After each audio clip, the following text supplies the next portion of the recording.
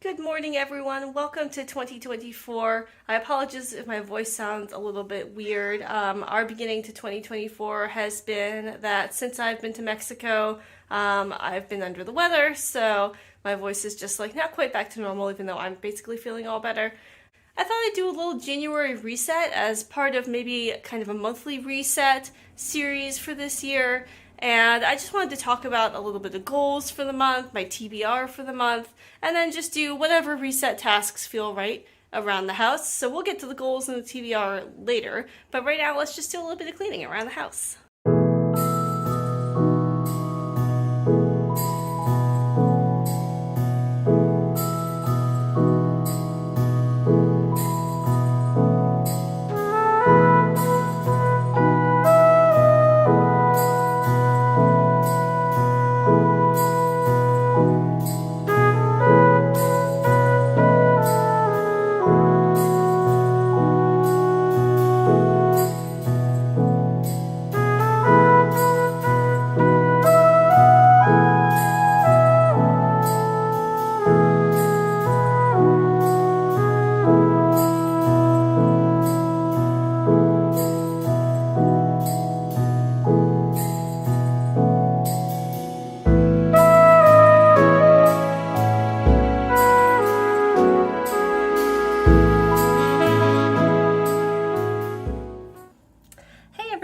So it's the next day now. As you saw in that previous footage, I just did a short little reset for January. I knew I wasn't going to be able to do a lot because I knew I wanted to get this video out for you this week because I have other videos coming behind it.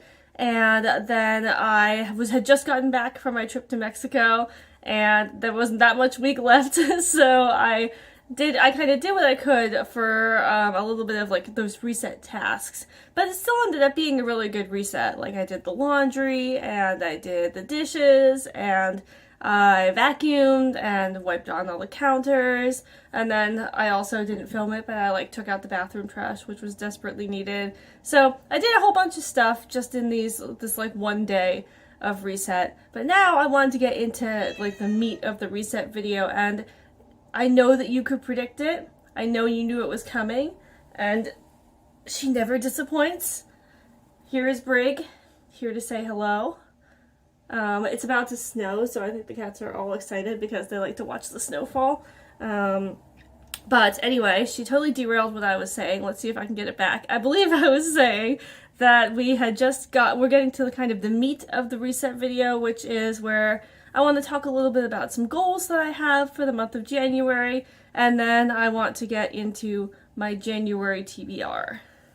So I have 5 goals for the month of January that kind of encompass a variety of different areas. And the first goal is work-related, specifically for my church job, and that is just to kind of be well-planned for the next few months by the end of this month. Preferably through, although this isn't saying much, I guess, because Easter is early this year, but preferably through Holy Week and Easter. I like to be pretty well planned for what I'm going to play.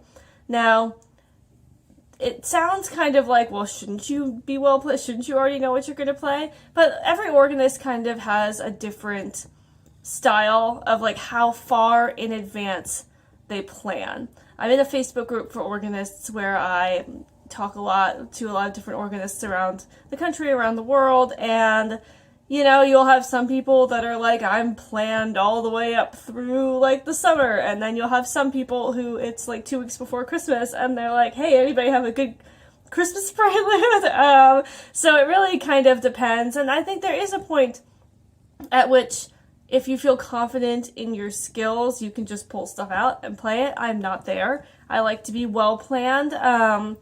But I like to mostly, especially know what are like the really big things that I have to plan. Like if there are any kind of big, more complex pieces that I want to prepare at any point during the church year, I have to kind of know what they are so I can work on them for a long period of time. I do like to keep it a little bit flexible because sometimes, you know, we'll change a hymn and I have a really great piece on that hymn and I want to play it. Or sometimes like a current event or something will happen and you want to recognize it in your service music that day. And so I like to be well planned in that I know what I'm doing weeks and months ahead of time and have plenty of time to practice everything. But I also want to be flexible enough, not rigid, so that if I want to switch something out at the last minute and do something completely different, I can do that. I also sometimes have a problem where I'll prepare a piece that I planned in advance, and then the day of, I'll just decide that I hate it. And, like, not that I don't like my playing, I decide I just don't like the piece anymore. And so, that can be a little difficult. I've tried really hard in recent years to not scrap the piece if I decide randomly that I hate it. But, I do have lots of backup pieces that I know that I can play really well if I do play through a piece the morning of, and I just think to myself, like, I really hate the way this is sounding, I just don't know what I was thinking when I chose this. So, that's generally the goal, is that I want to look at the scope of everything from now through Holy Week, which is at the end of March, and just try to make sure that I know what's going where, and that I have all of my ducks in a row. And then if I want to change something, I can change whatever I want, but at least I kind of know what I'm doing. So that's my goal for January, is to work on that. The next goal is a relationship goal, and it's actually, I'm kind of piggybacking off of Noah for this one. This idea came from Noah. And that is that this year, for our anniversary, we want to do like a little overnight getaway. And so I hadn't even thought about this. This year is our 11th wedding anniversary, which is absolutely nuts. You know, I would hear stories about people who had been together for like 25 years, and I would think, wow, that's so long. But like these first 11 years went by really fast. Like time really flies. So I was talking to Noah while we were on our vacation, and he was saying that just because of the way his nursing job is, sometimes he'll work a bunch of days in a row and then he'll have a bunch of days off. Normally he schedules it that way if he has like a trip he wants to go on where he doesn't want to take like vacation time. But I think in this case it just kind of happened. And so he was saying he's going to have like a bunch of days off right around our wedding anniversary. We actually had 2 weddings, because if I mention this in the fall, it's going to get confusing for people. So we had 2 weddings. So we had a civil ceremony in January, and then we had the big wedding with the religious ceremony and all of our friends and family in October.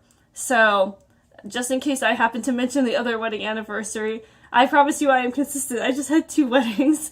So it's falling right around our wedding anniversary, which is at the end of January. And so he said, well, why don't we, he said, love to go, like just on a quick trip, like a little overnight. I do a lot of solo traveling, and we do a lot of traveling with our families, but we don't do a lot of traveling like just the 2 of us. And that was one of the biggest things when we first started dating, is we would travel. We met while we were traveling, and so we would travel just the 2 of us, and I really enjoyed that. We are great travelers together because we're really well aligned on how we like to do things. So I would love for us to just go do an overnight trip, like maybe stay in a little cabin somewhere and just relax. So that is my goal for January, is to plan just a little getaway for us to do for our anniversary.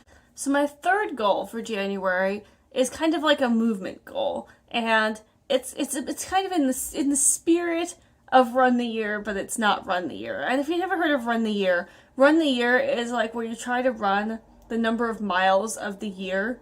So that would be like, it's 2024, so people would try to run like 2,024 miles over the course of the year.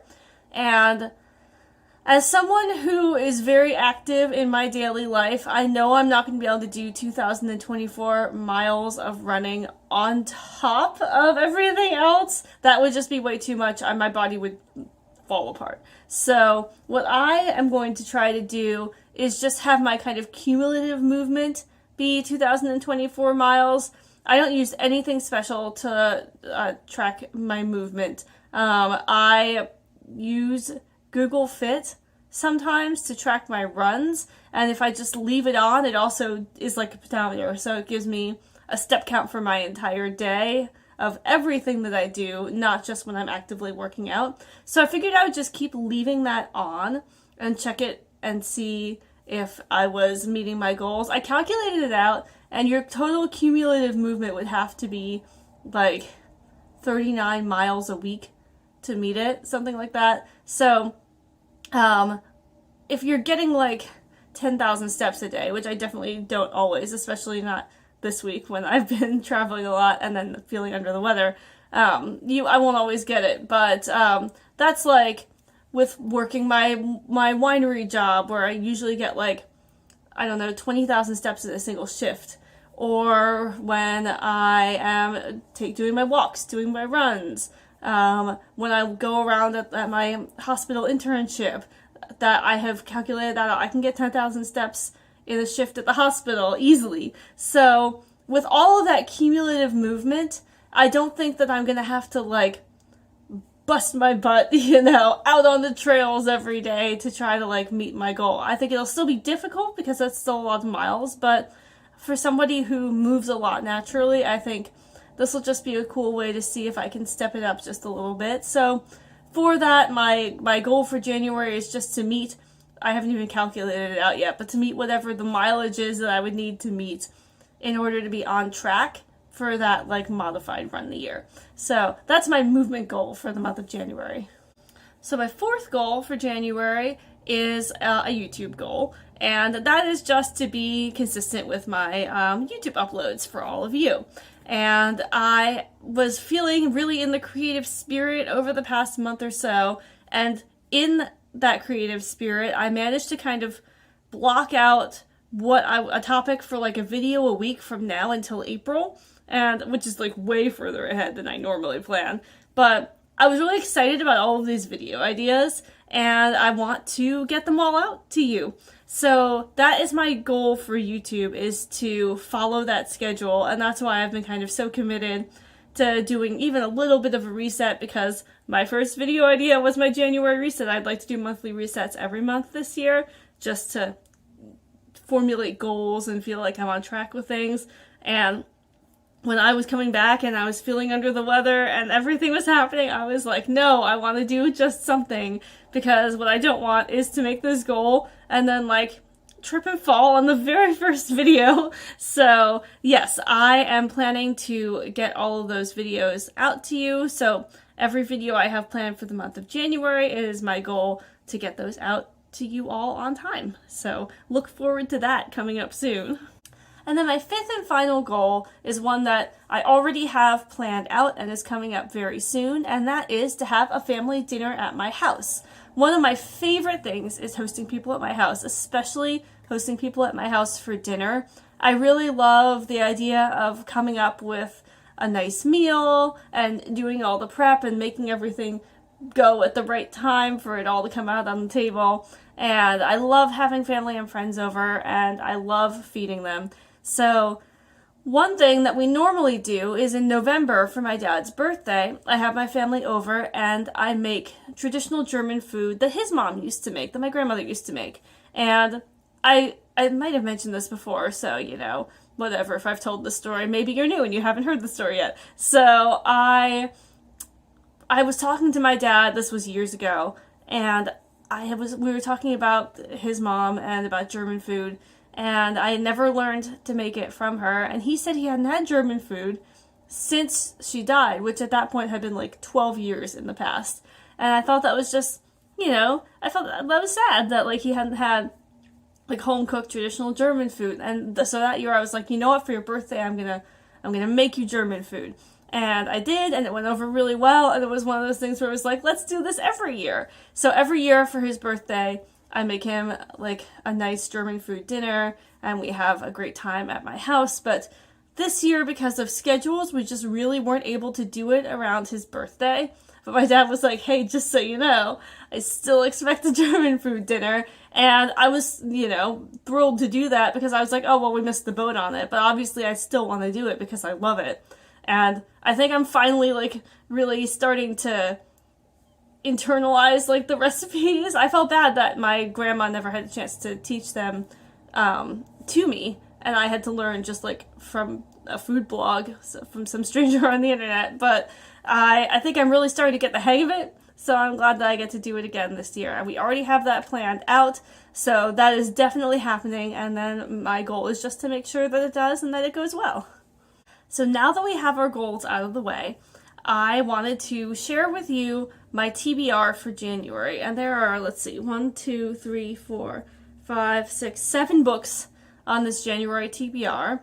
I hope I'll get to them all. Who knows? We're already well into January, but I have a nice mix of fiction and nonfiction, although it is mostly nonfiction this month, just kind of by luck of the draw.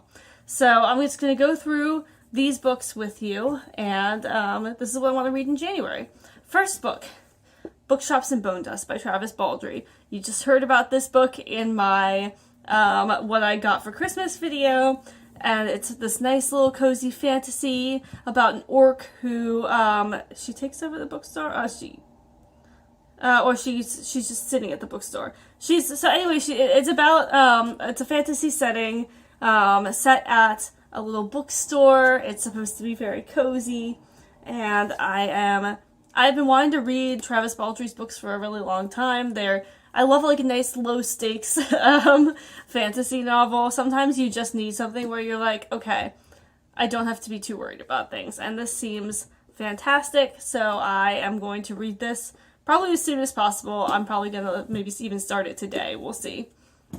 Then the second book, I've already flipped through this book, which is good when you hear why, but I want to obviously get into it in some more depth, and that is The Everyday Advocate, Living Out Your Calling to Social Justice.